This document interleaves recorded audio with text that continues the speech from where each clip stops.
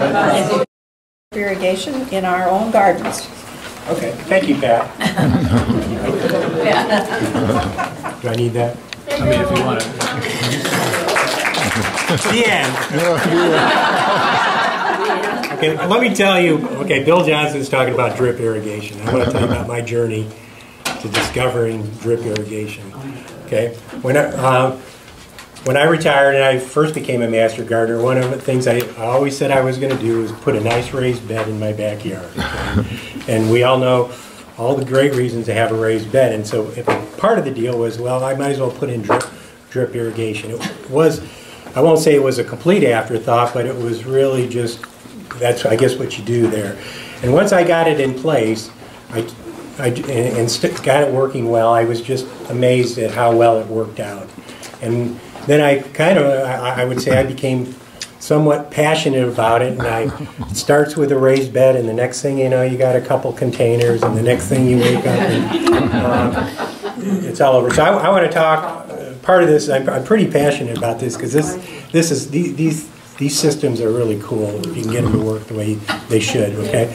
But the other thing, what do I want to do today? I want to kind of do a couple things, just give you the basics of this, okay? I'm going to focus on the home gardener, okay?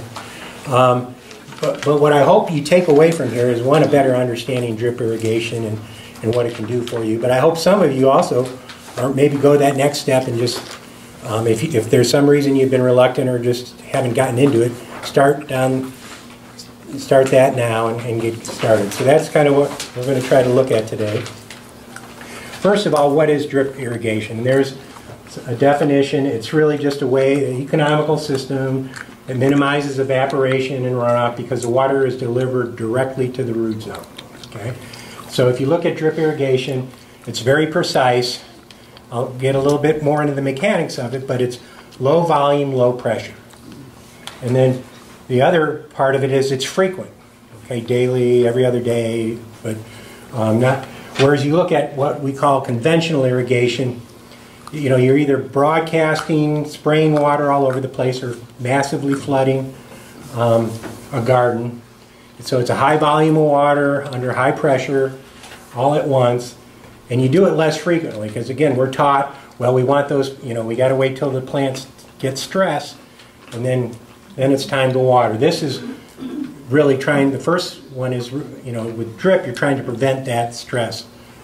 Okay, so that's kind of what drip irrigation is. And here, of course, in master gardening, we all know about soil mechanics and all that. This is where you have your field capacity, okay, and this is where you're completely bone dry. And what this top dotted line is what conventional irrigation does. It might overwater, oversaturate, and then you let it dry down, and it gets below the wilting point of the plants, and you pour it on that. What drip irrigation does, it keeps the water in the root zone at that happy place where the plant always has a readily supply of available water to grow. Okay. In terms of type of uses or applications for drip irrigation, it's pretty much anything and everything. Nowadays there are places that are using drip irrigation. A lot of it is, we always hear about the water shortages out west and some of the challenges they have. I'll go to the sources of material, but you find the best, if you go into ag extensions and stuff, there's a wealth of information from western states about the use of drip irrigation from the homeowner all the way to the commercial. Okay, but you know, a lot of it's used commercial. It can be used in landscapes, tree nursery, fruit production, and food crops.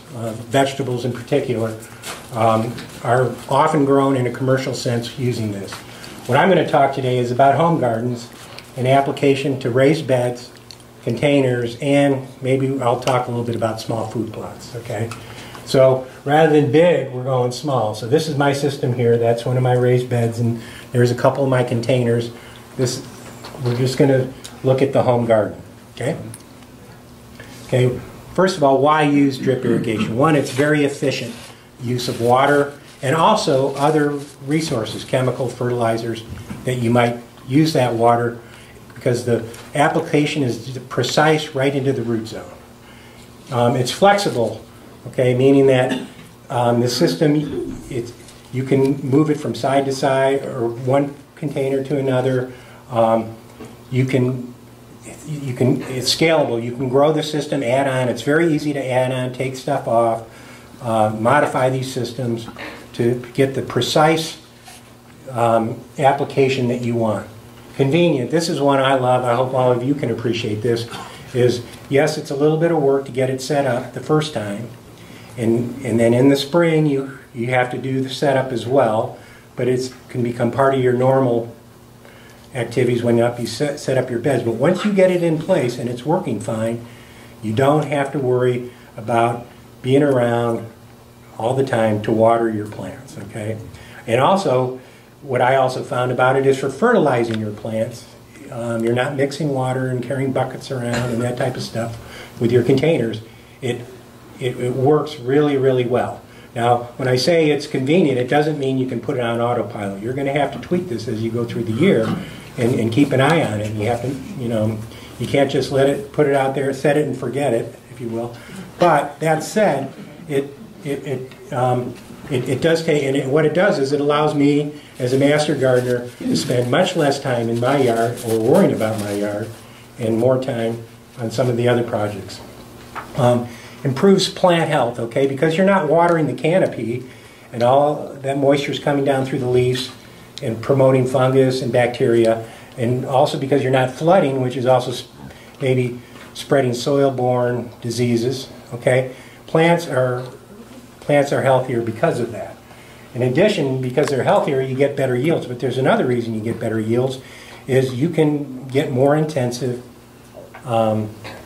agriculture and growing. In other words, in a raised bed, your limiting factor becomes sunlight if you can do this right. It has all the nutrients and water that they need. The limiting factor is going to become the sunlight in terms of what you can get. So you can take, remember Lee Mackey gave us all those spacing and type stuff. You can cheat on them a little bit if you're doing this right.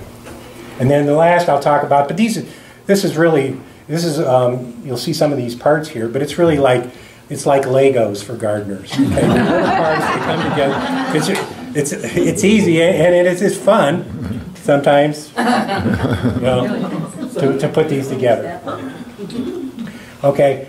I'm going to talk about each of these to some degree, but when you look at what the components of a drip irrigation system are, start with the water supply. You have a timer, a backflow valve, I'll talk about that, pressure regulator, filters, fertigation system. That's what I like about when you learn anything new, or go into some new area, you find some new cool word. Fertigation system's one of them. There's another one that I think is even cooler. But then you have your supply lines. And then the heart of these systems are the emitters. That's what's actually putting the water into the root zone. And then there's, of course, all these things to hook this stuff together. So let's start with the water supply. Really, you can start about any type of water supply will work in a drip irrigation setting. Okay, most of us home gardeners are probably going to be using either a municipal water source or a well water source. Okay, but you can also use surface water sources if you have a pumping system available. And then there's a lot of interest in use in kind of rain barrels and other gravity-fed type systems. So it's very flexible in terms of what type source water you can use. Timers and controllers, okay, and this is really what is the brains that make the system work, okay. So it can start very simple, which I'll show you here. There's an example. It's almost an exact one. This is the one I use. It's a single zone timer. Okay, and if you look on here, it says when you set it, how often, how long, time of day, and it sounds simple. It's a little work to figure out how often and how long, and I'll explain that. Okay, but these are really, really simple to program and use once you know what you're trying to do. If your system's big enough, you're going to want to break it into zones, and I'll explain why. And if that's the case, you're going to need a multiple zone programmer to run at different circuits on different times of the day. And then if you're real elaborate, many of you might already have this at home. If you have an in-home irrigation system, it operates a controller and valve, and these can be converted to drip irrigation. Okay, and that's for me. I have an in-ground irrigation system like that. My next frontier is to take some of that system and convert it into drip. I haven't done that yet, but that's certainly a possibility. Okay, so that's timer and control. Next one is backflow valve, and what this is a valve you put on the system in the direction of the flow, and what it does, it prevents water that's in the drip system from backing up into the water supply. Okay, so that prevents contaminants and chemicals from going back. And if you're using a municipal water supply, it's absolutely required. Okay, but even if you're using any drinking supply or a surface water supply, I would highly recommend it as well, because you don't want contaminants going back into a lake or a pond or whatever. Okay, so, and it really doesn't detract. They're cheap, about $5, and they don't detract from the performance of the system. So it's a good investment to make. Pressure regulator, and this is, as I mentioned, remember this is low pressure. Okay, well, a municipal source, most of those are in the 50 to 80 pounds per square inch pressure rating, and even some well systems are up almost to 100. Okay, drip irrigation systems are designed, okay, to work at much lower pressure. So what I'll show you today, which is going to be tubing and emitters, 25 pounds per square inch is what they're designed. So every emitter is designed like it's going to get a constant pressure of 25, not 24, not 26. I guess I wouldn't say they're that precise, but it's to keep even pressure throughout the system. 15 is if you use drip tape irrigation system. I'll show a little bit there. But the point here is this pressure regulator gets that pressure from a higher pressure down to a lower pressure in the system so that it can operate right. Okay? The next is filter, okay? And maybe not a big issue if you're using municipal water, but other water sources, the system has to have very, very clean water that's free of particulates, sediment, that type of thing. Because one of the biggest challenges is keeping your emitters, okay, I'll show you what those are, clear so that they can function properly. And the types are typically screens, is what you'll find in the home irrigation system. As you get into the commercial systems, there'll be more elaborate sand-based filtration systems. This is it, fertigation systems, okay?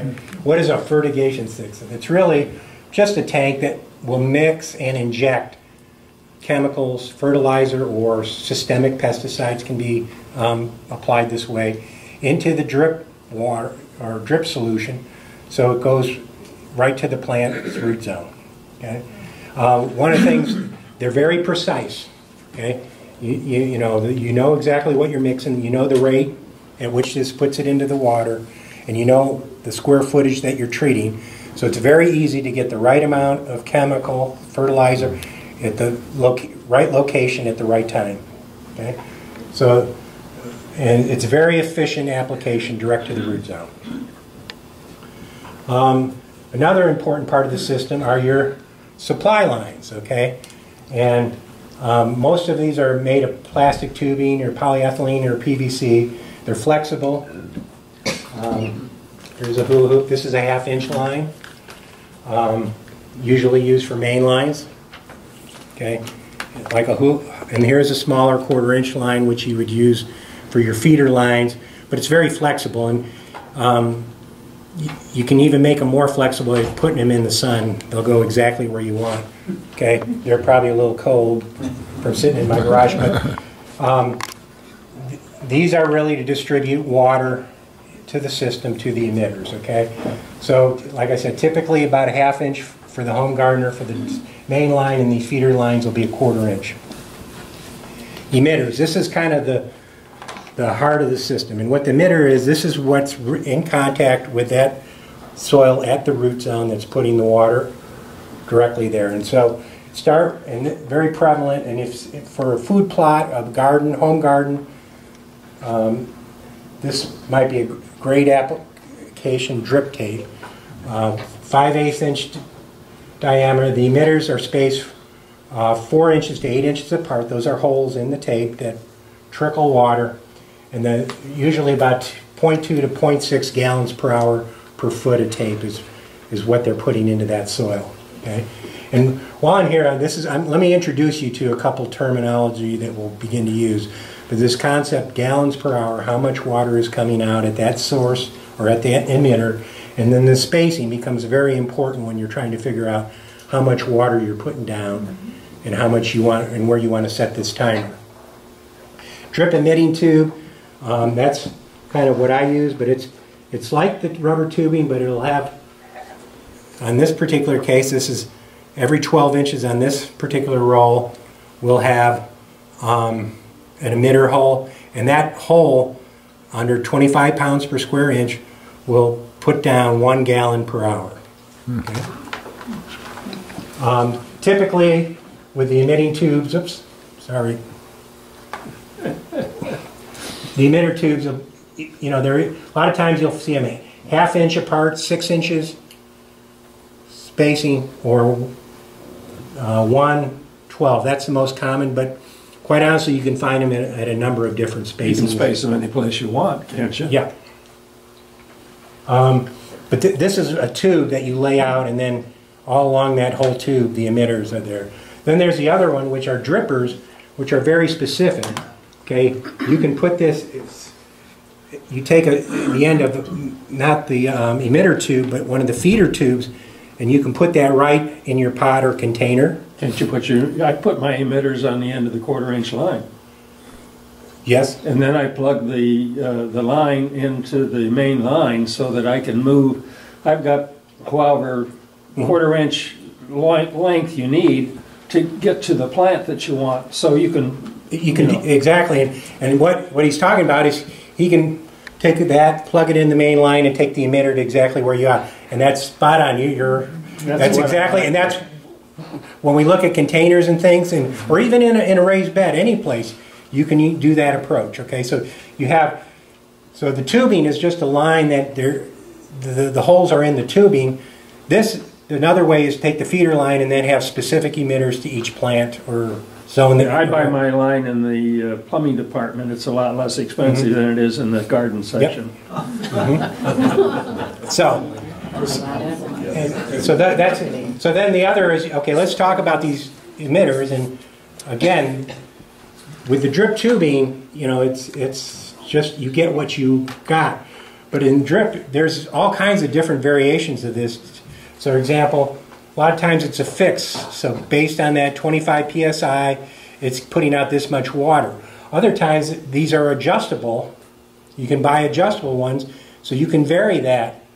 And those actually can put out a lot more water if you give them clicks. And then there's pressure compensating. Okay, now for a raised bed or a flat garden, it's really not that big a deal. But if you get to where you've got some slope to your garden, make a difference. Okay, the pressure compensating is the way to go, because it will make sure that comes out at a specific gallons per hour, no matter what the pressure is. Okay, within a range, of course. But so a lot of it looks at your need. But the point is, there are lots of variations of these to meet very specific needs. And besides these drippers, then there's a whole catalog, if you will, of special attachments. Okay, and deep watering stake, you might want to use that for trees or some shrubberies.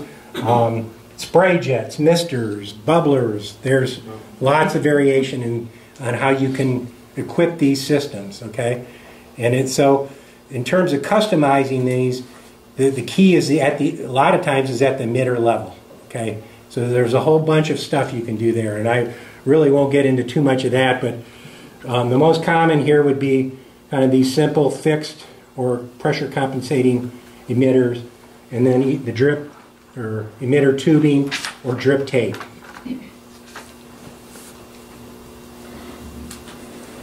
Then there's parts. Okay, there's all kinds of stuff to put these together. So you have the connectors.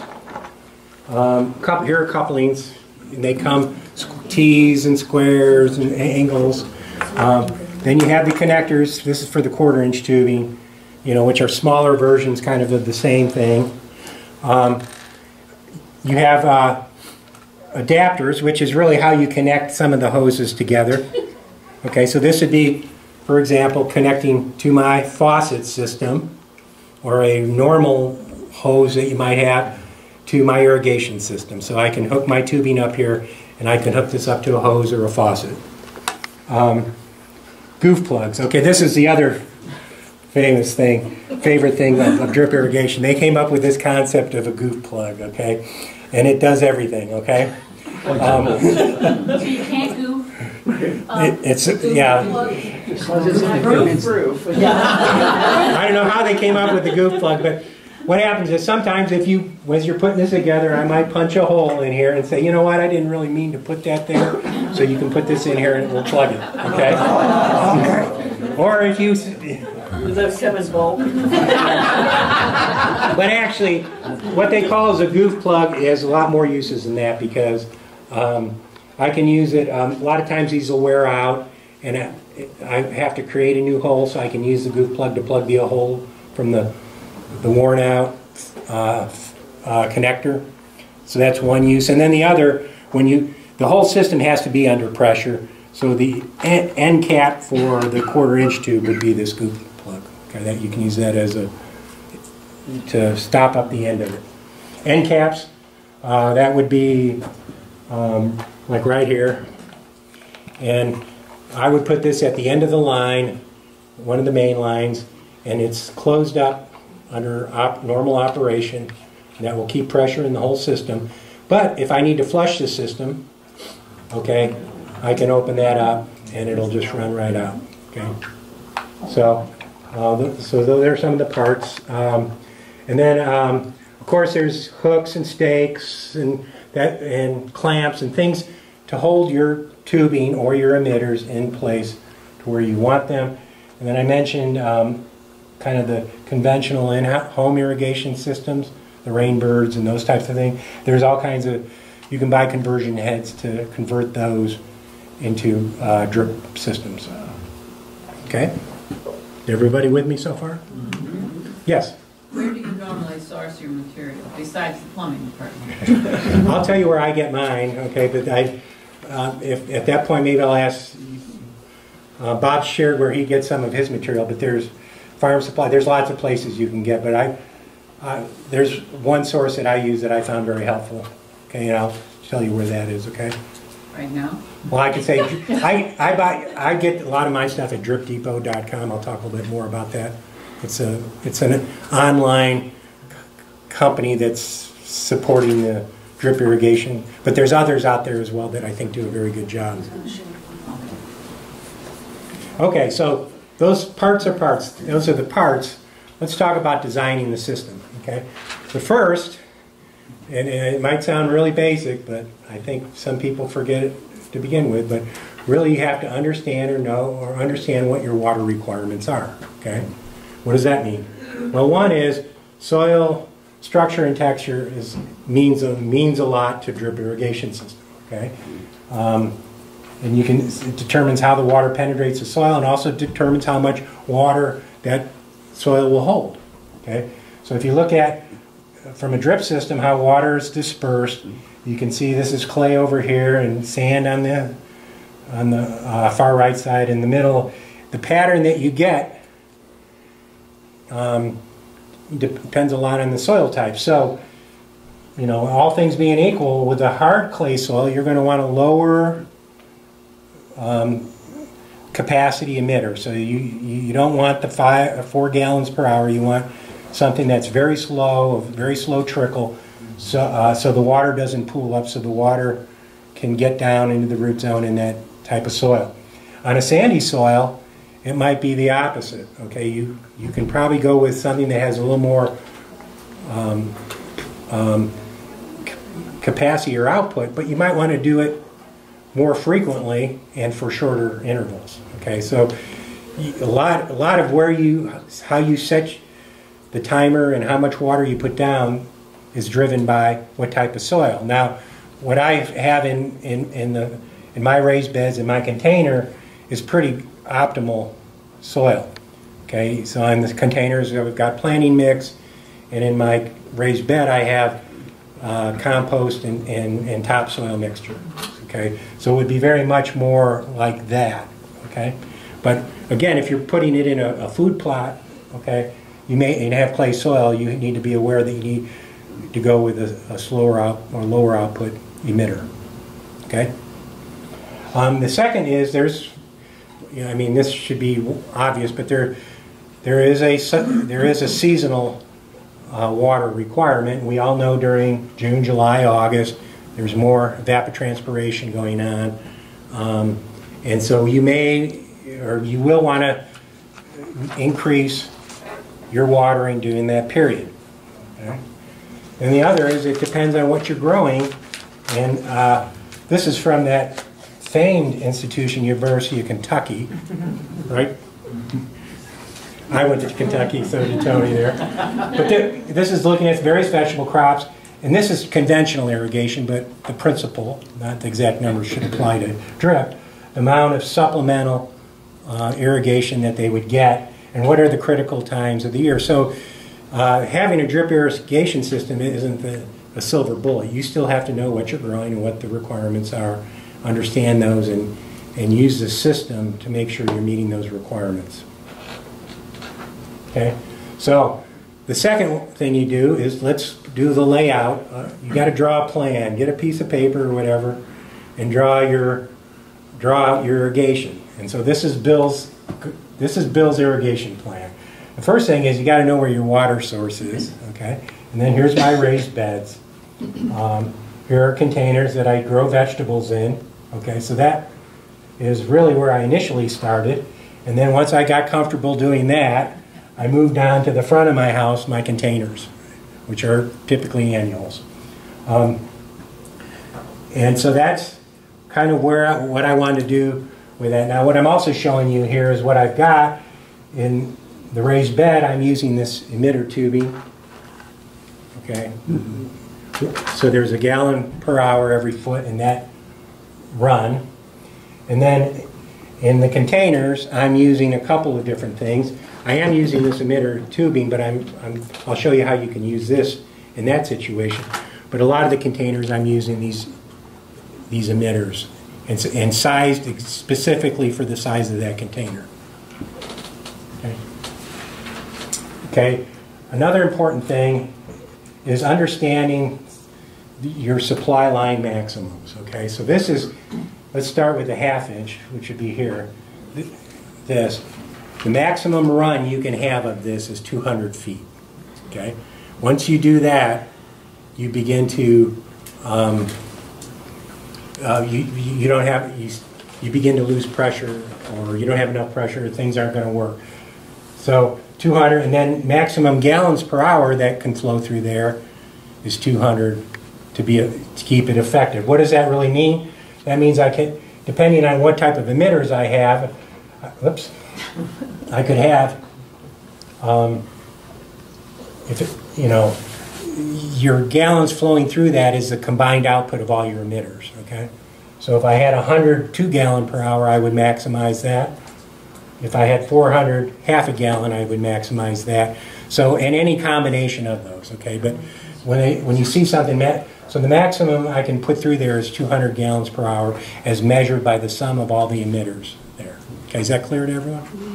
Okay, the 1/4 inch line is obviously less, so you're not going to go very far with those, okay? And the other thing I'll point out, okay, this main line's 200.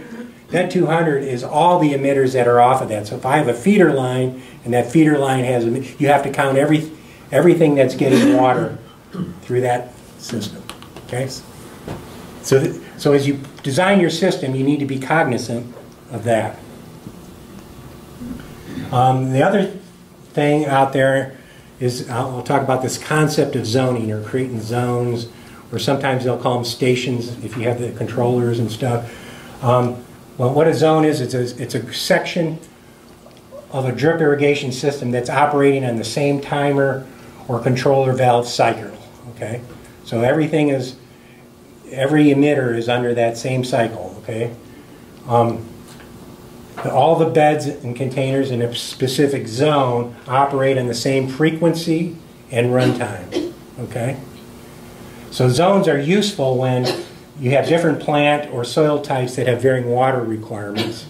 Okay, so sometimes if you separate them, so if you have clay in one area and sand in the other, you may want to create separate zones because you are going to want different cycles to support that. That might be an example. It's also especially around frequency, okay? And I'll explain that. System maximum, you can do it when, and the other time you need to do zoning is when your system, the ones I just showed you, that 200 gallons, if my garden's 300, I'm going to have at least 2 zones if I'm using this type of supply line. So once you hit those, you're going to have to do zoning. Now, one thing I want to point out, volume to a specific plant. So if I have a plant that needs a lot more water than the others, you don't have to necessarily put that on a separate zone. You can just put a different emitter there. It's a higher output, okay? So I just wanted to make, zoning isn't solve everything, nor is zoning required to make, you know, sure you're getting, there's other ways to get the same impact. So if you look at my garden, you can say, well, you know, this might be a zoning possibility, okay? I've got vegetables here, and I've got my annuals here, and they might be on different cycles or have different requirements. Now, as it is, I have them all in the same zone, okay? And a lot of that is, as I mentioned, because I have fairly optimal soil in all those containers. So I don't have to put them on a separate zone because of different requirements for different soil types. Okay? Is everybody with me so far? May? Can I ask what you have in your raised bed? What kind of plants do you have in there? You have vegetables and annuals, I see, but in your raised bed, your lawn? It's all vegetables. That's all vegetables too? Yep. Okay. Okay. Okay, now I'm going to lose you. Okay, because at some point we had to get to mathematics yeah. So let me I'm going to try to take it down, and let me tell you where I'm going. We're going to have to figure out how much water we're putting down. Okay, but as a home gardener, now if you look at the research here, they talk about liters per hectare and acres, or you know. What are we interested in? Well, I think most of us, and we all have a rain gauge, right? Okay. And we look at every week how much is going in and out of that range gauge, right? Okay, so we're going to have to get to inches and inches per week, okay? That's just my thinking, okay? And then we don't have acres or fractions of acres. We have square feet when it really comes down to it. So what I'm going to do is try to bring a lot of these calculations down to inches per square feet, okay? And from that, I think we'll have something that maybe might make sense. So first is, and I'm just going to look at the raised bed, okay? Not each of these containers, but let's just look at the raised bed, okay? The measurements of this are 24 feet by 3.5, so that's about 84 square feet. Oops. Don't touch the screen. Don't touch it.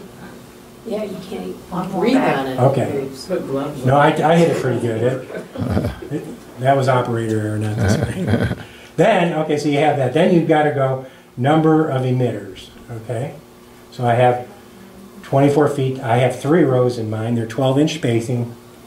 And there's 1 emitter per foot. So I have 72 emitters, okay? So I got a calculation there, 72. And then I estimate the flow. Okay, these are 1 gallon per hour capacity, 72. So I'm basically, through this bed of 84 square feet, I'm putting down 72 gallons per hour. Okay.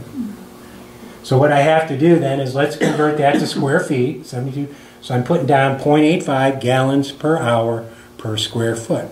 Okay, so is everybody with me so far? Okay. So then I'm really trying to get that flow in inches of water per hour. Okay. So if I've got that much gallons, how many inches of water? Well, trust me, this is a number, write it down. This is the golden rule of drip irrigation for the home gardener. 0.62 gallons per hour is equal to an inch of rain. Okay? Okay, so 72 or 85 gallons per hour divided by 0.62 is, with my bed there, I've got 1.37 inches per hour, or I'm putting down an inch every 44 minutes. Okay? Everybody with me so far? Okay. So it's important to know for each of your beds or applications what this is what you want to know is how much. Again, there's 1,000 ways you can get to it, but how many minutes is it going to get you to put an inch of water in there? Okay. So what are you going to do with that? Well, we have to set the timer. Okay. So first of all, we talked about water requirements, but you really have to say, okay, is this supplemental or a primary source or that type of thing? In my case, I'm just supplementing because we're getting rain usually. Oh, usually? And sometimes we get a lot of rain. So I try to put on about 2 inches a week. Okay, they say an inch to an inch and a half is kind of minimum. If there's no rain, I put on a little extra. And most of the weeks we get some rain or something like that. But that's, let's say what, but I wouldn't say, I would say you have to, that's some number you're going to have to find out yourself for your situation, okay? Run times per week. So if I want that 2 inches rain and it's an inch every 44 minutes, my timer, this is going to have to run 88 minutes in a week to put that much rain down. Then it's down to how often. Okay, that's another important. So you can do it daily. Actually, this thing you can do it every 6 hours if you want. Okay, but how many cycles are you going to run in a week? Well, I do my watering every other day, which seems to be probably the most common. Okay, but there's nothing to say if you had something really sandy, you could do it every day, or maybe even a clay do it every third day. But with longer cycles, it depends on what your situation is, okay? So, for me, I'm going to do it basically every other day, so I'm doing 3.5 cycles a week, 88 minutes. So, I set my timer for 25 minutes every other day, okay?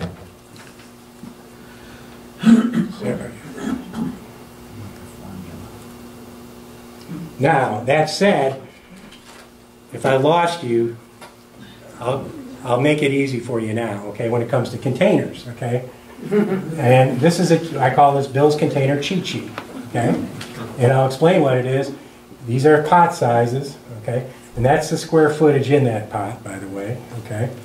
And these are the meters, gallon per hour, going to that pot. And this is how many minutes it takes to put down an inch of water into that container, okay? Yes? Are you going to have any kind of handout for this? Because we really can't read the numbers from here. Okay, I can make it available like Pat or whatever. Email it, that would be great. I can email it. Yeah, about the last 10 minutes that you said. Okay. Your charts.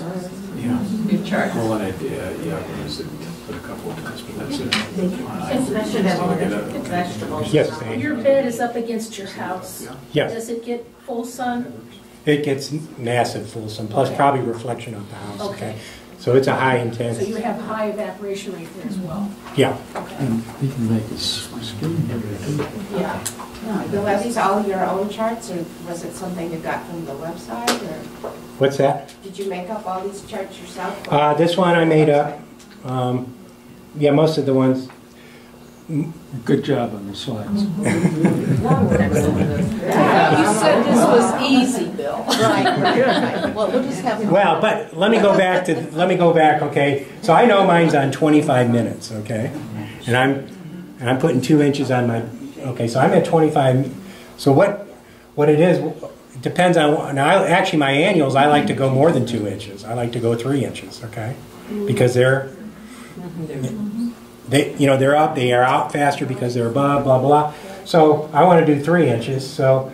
I'll take you through the math here, but I can size, knowing this, I can size my emitters, okay? So if I want to put 3 inches down, and I'm running,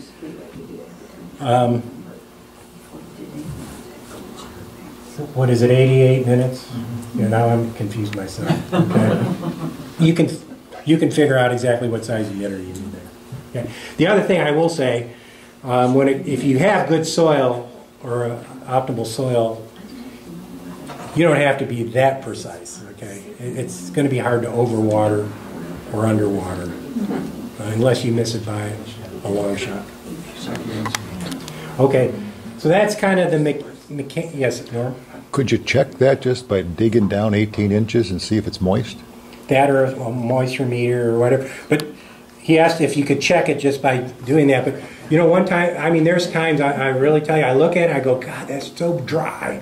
And you just stick your finger in, and, you know, an inch and a half, it's got plenty of moisture. Right? It's happy. But, you know, again, that's, you know, I mentioned it at the beginning, but just don't assume that all the time. You have to, while you're out working your garden, check to make sure that system is working right, okay? Now I'm going to talk about the evil enemies of the drip empire here, okay? And usually I think the number one enemy of mine is the gardener. And I have often clipped. You should move critters to the top of the list. The critters are up there, but I've done much more damage than any critter has done. And then right up there, about big critters. foot equipment or traffic. You know, so if you know raised bed, it's not going to be a big issue, and containers shouldn't be an issue. But if you've got a food plot out there, and somebody's walking around, or if there's some kid's got a lawnmower going by there, or something like that, there could be issues there. And that's particularly problematic if you leave your system in the ground during the winter or on the ground, and you can do that, but it's probably not the best thing. But if this stuff gets cold, Correct. it breaks very easy. Critters, okay? Okay. They sometimes get into these systems looking for water or maybe thinking there's something else, but they'll chew through it then, rabbits? I'm trying voles and chipmunks. So, Dogs. okay. My dogs would do. No, frozen water is not good for these systems. Okay, point that out.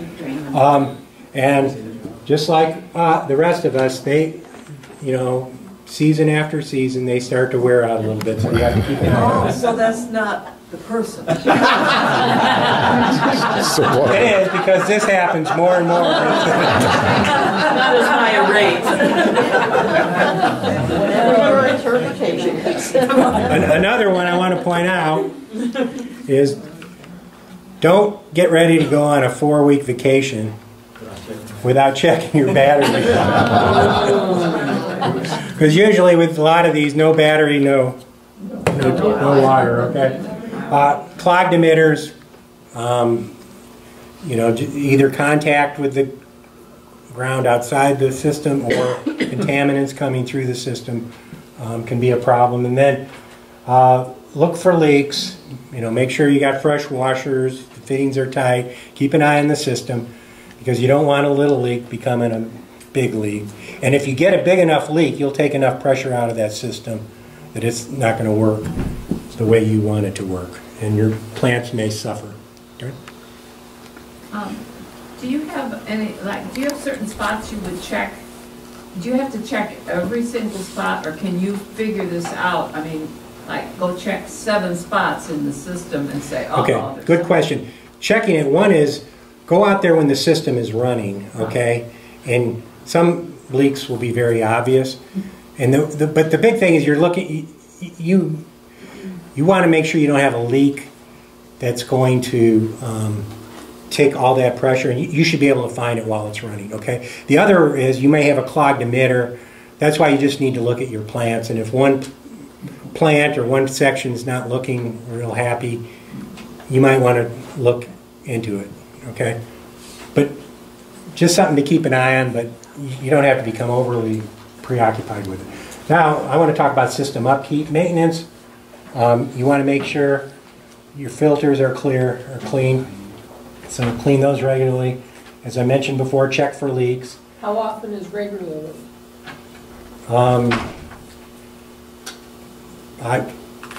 I would say at least once a year. Oh, When you put well. it in and when you Okay. But take it. depends on your water supply. I mean, Yeah. when I irrigate out of a pond, I had to check every day that it didn't have Exactly. junk in it. Okay. But in the city, you still have to check. I don't know, there's some funny stuff coming through sometimes. I agree. And it might be out of your piping in your house and stuff, so Yeah, it could be. I would say, just check regularly. Washers, batteries, fittings, and emitters, replace those as necessary. And usually, a lot of these leaks will be the key that you've got an issue with the washer or something like that. And then, again, if one of those enemies happen to get into your system, you need to make that repair. And like I said, the goof plug is the greatest invention for the drip irrigation system right here. But the other one is this tubing. It's easy to splice and replace a bad section, whether it be an emitter or a main line or a feeder line. Winterization, okay, this is important. Don't forget about this, but obviously you want to disconnect your water supply. You want to drain all water out of the system, and some people recommend, even with an air compressor or something. If you plan on keeping it in the ground, I would definitely go that far, okay? You need to protect the frozen tubing or roll it up and store, and that's what I do. Every year I kind of pull it apart in groups. I don't take each piece off, but I roll it up, get all the water out of it, and then it's in my garage. And in the spring, I'll take it and put it out. Okay. So when it comes to restarting, new batteries, make sure the filter's new or clean. Flush the system, and then check for clogged emitters and leaks. Okay. Now the other thing, from what I found, they say, when do you put this in? Containers, I like to plant the container before I put the system back in. Okay. That way you're not tearing into it with a shovel or anything, and you can get the plant positioned right, and then this is easy to put in. In my raised bed, I do pretty much the same thing. I have all my plantings in, so I might not have my warm weather, my peppers or tomatoes in yet, but I'll have most of the cool weather and stuff already in before I lay that system in. And I'll lay the system in, check it, and then you can put mulch over it. And you should be good to go. It's just laying on top of the soil otherwise, Yeah, right? just on top of the soil, and then put the mulch on top of the... And then the question came up, where do you get all this stuff? How to get started, okay? One, I would recommend you start with a kit, okay? You can go up to Home Depot and buy one. They have Rainbirds up there, or Menards. You can go to one of these places here, the Drip Depot, Drip Works. There's lots of places that will sell a kind of a kit that has all the stuff you need here to get started. Okay, I think that's a great way to go. Okay, you don't have to sit there and figure out what you need. It's all there. And I would say I started with a 2-bed kit from Drip Depot, about $75. And I started with this timer, which is $25. So for $100, you can kind of get started. Okay. What's nice, then you can scale up and expand as your needs, or as you get experience, get confidence. You can begin to expand that, and from there, you're on your way. Okay. Yes. In your beds, the system lays on the ground and you cover with mulch. What do you do for your containers? Same thing. Same thing. Except sometimes the emitters there are on a hook here, so you may not cover these you don't want to cover up with mulch. Okay, these are Your emitters? Is that an emitter? Yeah, it's an emitter. You pump. I don't think it does it but in. You put it Stake on. it in. You stake it in Okay. here. Okay, but it can be above whatever mulch you put in there. Okay. Okay. Just so it's close to the root there. Anyway, so we've got a few more minutes, and what I would like to do with that is we can put together a system right here. So they can do show and tell. Okay. Got a Y here because I want to still use my hose. But you get one of those, make sure you keep this one open and this one shut, because there's times I've come and I found this one shut and this one's open, okay? So pay attention to that, okay? Then the next thing, the first thing that goes is this backflow.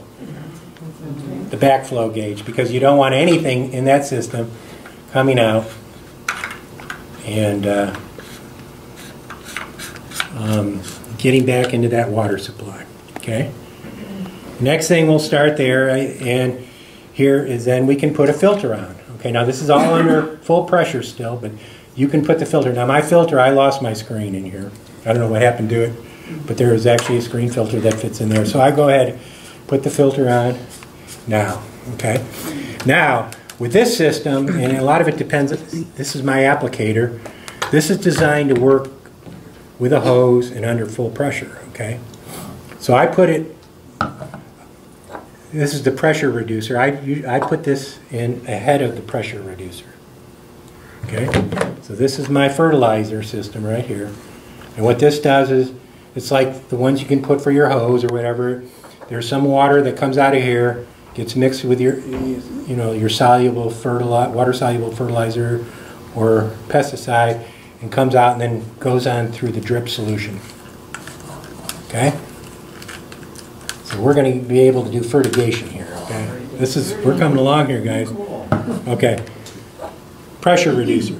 Okay, so this is to take, I don't know what it is out in Dunlap where I live, but maybe 45, 50 pounds. It's not very high. We're on the ends of the road for American Water. But here, put that on here, and this will get it down to a nice, even 25 pounds per square inch, okay? So we're moving along here, okay? And then here, this is an adapter that takes this male thread for this standard hose attachment here, and it will put it down into my drip line. But just to, I'm gonna stop pulling the drip, but I'm gonna take this off for now because it'll make it easier to put the system together. So now, what we're going to do is I'll build a 3-foot section. Now, the tools that you need, most of you have one of the tools. That is all you need. Now, it's called, these work quite well for this particular application. So, here is my main feeder tube, okay? My main line, or my main line. So these adapters are really awesome here. You just put them in, and then you screw them on like that, and they are amazingly watertight, and they are impossible to get off. Whatever you do. No, that you can get them off. But You don't need any glue or anything? Nothing, no, that's all you need, okay? Now, one of the things I don't necessarily, I'll do it now, but this could be the last thing you do. I'm going to put the end cap here, and it's the same type of fitting. You put it in there, make sure it's in there, and tighten down. So I've got a main line right there that's ready to be used, okay? Now, I want to do a couple things here. One is, I want to run a couple feet of emitter like I put in my raised bed here. So this is the other tool. You need 2 tools to put these together. Your cutter's there, and this is a hole puncher. And what you do is then you can just put it down, you just put pressure on it, and you hear that punch? Yeah. Puts a hole right in there, okay? One side only you hold. Yeah, yep, that's a good point, Bob. But that's why we have goof plugs too. Okay, and so then, since I'll put this emitter hose here. This is the emitter tubing, and I'll just cut off a couple sections of that. So I've got about a 3-foot section. Now, as this warms up, this will straighten out, okay? It's a little snarled right now. But I'll get one of these fittings here. This is a connector. I hook one end to my tubing. You could put your emitter into the main line and then hook your quarter tubing onto the emitter. That's Yeah. the other one. That's the way I do it. Mhm. So it does, you can actually put them in either direction. The emitters aren't directional or anything like that. My emitters are double-ended. They're half gallons per minute on one side and 1 gallon a minute on the other side, depending on which way you put it on. They're color-coded so that Yeah. one end is blue and the other end is black. And there's the barbed end. There's a barbed end on both ends, so you can put the emitter into the main line and then hook your just quarter-inch tubing Okay. on the and put it any place you want it.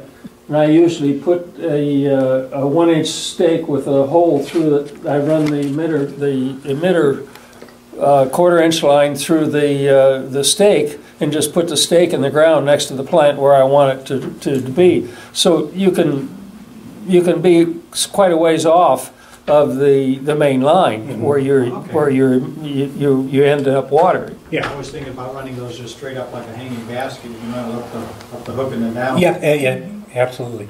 Now, so this is emitter, so this is right in close proximity to where you're trying to put it. I'm just going to do that for an example. You could run a emitter hose and then hook this if your pot. Yeah, your emitters have ends, both ends on them. It almost looks like it. No, This one over here. This or No, the emitter down here on the other end of the that's the of your end for the fertilizer hose. thing. You got Right here. they got barbs on both ends, Yeah. right? no, they don't. Oh, Okay, okay. they only have on one end. Yours is a little different than mine. You'll have to get one of the good emitters. Anyway, so you hook this tubing up here, and then you put this in there. It's not very cooperative because I think it's a little Cold. okay. And then you put a goof plug on that, and voila, you've got that line. The other way Bob recommended is I've got this tubing. I can run this out to up to 30 feet, I guess. And there's no holes in that tubing? No. No, it wasn't no. to be, no. And then at the end of that, I can put, You just leave the end open. Put the emitter on the main line. yeah. Oh, okay, yeah. These aren't equipped that way, but what he's Yeah, talking about, the emitter is on the main line right here, and then the hose is open at the end. So you can run any place you want. Yeah. Yeah. He must have got the big box of Legos. Anyway, so there you can hook that on and then cut this and stick it in. I guess I'm kind of running out of time here, but I think you get the idea. Yeah. And this stuff, There's again, lots of different emitters out there, Yeah. and there's little spray jobs for your. and misters and foggers and Yeah, right. it's crazy what's up there. And you talked about hanging baskets, no problem. Okay, I mean the biggest thing is how do you hide this line? But usually mulch and You can use yeah. Just use your water. snap ties or That's what I like that. Rain evening. Camouflage. Okay, but I've got it at the end out of here. But is there any questions here? I'll try to make. I'll work with Pat. We'll figure a way to get this material to all of you or any of you that need it. Very interesting. You know how many slides you have? I mean, sometimes you can just print the slides, but that might take pages. I don't know. Yeah, I think there's 27 or 28 slides here. Email attachment to the list. Yeah, I can send it. We'll figure a way to get it out to you if that's what you want. You might link it to the Yeah, mail put or it, something. create it as a PDF file, and then anybody can open it then. Yeah, I'll go ahead. We'll go ahead and do If you that. want, if you want, we could put it on YouTube. We can put it on YouTube. We can put this on YouTube. Okay. You're already there. Any other questions? Okay, thanks, guys.